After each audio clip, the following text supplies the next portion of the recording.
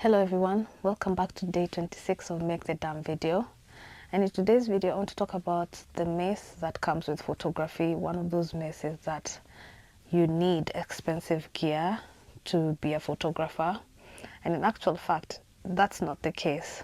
You can literally even go to a second-hand shop and buy a camera for less than £100 or $100 and still make good photographic work.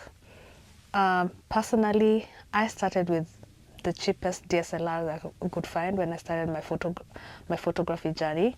And even when I ventured into sports, I knew I needed a long lens, and I ended up buying a 70 to 300 Sigma lens almost like what, 15 years ago, I think. And it was one of the shittiest lens ever, but to me at the time it's what I could afford, and at the time it wasn't as shitty. It worked perfectly for the camera that I was using it for, and I managed to get the photographs that I wanted because I knew how to use the lens. Granted, I've used better lens since then, and when I took it out the other day to photograph with it, I was like, how did I end up with the images that I ended up with using that lens? And I still have it with me.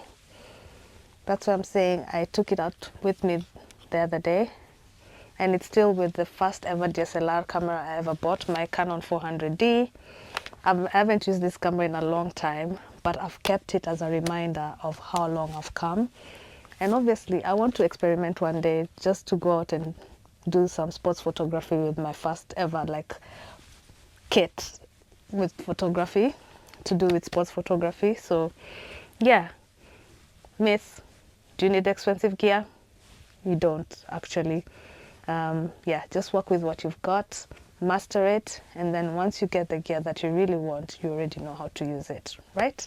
Anyway, come back tomorrow for day 27, and yeah, have a good night. Bye.